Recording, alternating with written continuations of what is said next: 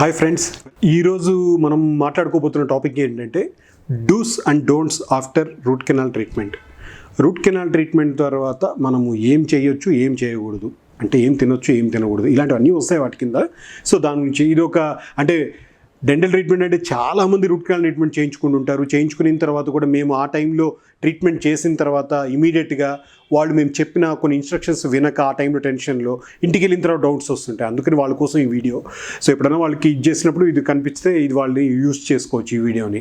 Anyway, route canal treatment అయిన తర్వాత మనం ప్రాపర్గా ఫస్ట్ గమనించాల్సింది ఏంటంటే ఏం చేయాలి అని అంటే నెక్స్ట్ విజిట్ ఎప్పుడు, అది సింగిల్ సిట్టింగా లేదంటే డబుల్ సిట్టింగా ట్రిపుల్ సిట్టింగా అనేది తెలుసుకోవడం.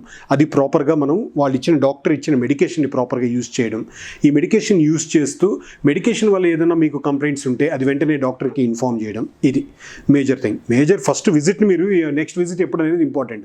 కొంతమంది 3 days లేదా 5 days అయిన తర్వాత 10 days తర్వాత వెళ్తారు. సో ఎందుకనంటే తెలియదు అనకపోవచ్చు, బిజీ అవ్వచ్చు. అది ఫస్ట్ అవాయిడ్ చేయండి. ప్రాపర్ మీ డెంటిస్ట్, మీ ఫ్యామిలీ డెంటిస్ట్ ఎవరైతే ఏ విజిట్ అని చెప్పారో ఆ విజిట్ ప్రకారం వెళ్ళండి. ట్యాబ్లెట్స్ ప్రాపర్గా యూజ్ చేయండి. తర్వాత ఇంటికి వెళ్ళిన తర్వాత మీరు చేయాల్సింది ఏంటంటే నొప్పి ఎలా ఉంది ఏంటి ఒకసారి కొరికి చూద్దాం. కొరకొద్దు.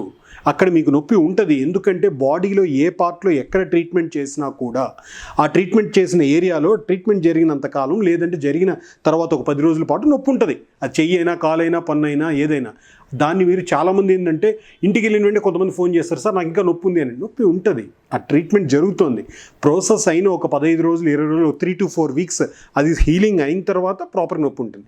అట్లనే అది నొప్పితో కూడా దాన్ని అసలు కౌంట్ చేయకూడదు. దాన్ని అనాల్సింది డిస్కంఫర్ట్ అనాలి. ఒక కంఫర్ట్ ఉండదు అక్కడ.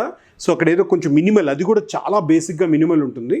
ఆ మినిమల్ బేసిక్తో ఆ డిస్కంఫర్ట్ని దాన్ని అవాయిడ్ చేయండి, ఇగ్నోర్ చేయండి. అక్కడ ఏదో ఉందని ప్యానిక్ అవ్వద్దు. ప్లస్ మేజర్ మళ్ళీ మీరు ఆ పన్ను మీద నమిలి చూడొద్దు. మీరు ఏదైనా ఫుడ్ తీసుకునేటప్పుడు కూడా ఆ రూట్ కెనాల్ ట్రీట్మెంట్ చేసిన వైపు కాకుండా ఆపోజిట్ సైడ్ తీసుకోండి. ట్యాబ్లెట్స్ ఇవన్నీ వాడుతుండడం వల్ల ఫుడ్ కొంచెం తక్కువ తీసుకోవడం వల్ల వీటితో పాటు ప్రాపర్గా మీరు వాటర్ తీసుకోండి. ప్లెంటీ ఆఫ్ వాటర్ తీసుకోవాలి.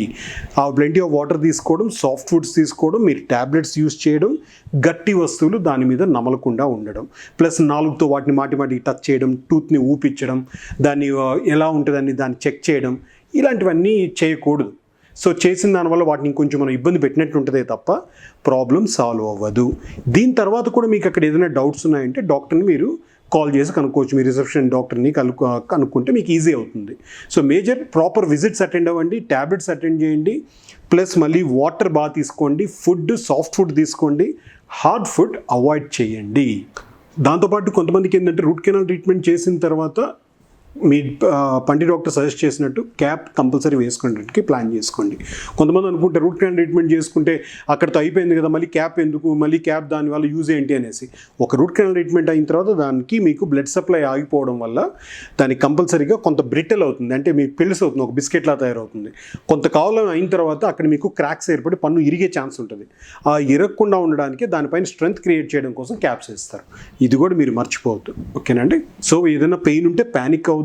డాక్టర్ని ఒకసారి మీరు మీ ఫ్యామిలీని కలిస్తే ఎవరైతే మీకు చేశారో వాళ్ళు మిమ్మల్ని ప్రాపర్గా గైడ్ చేస్తారు. Thank you.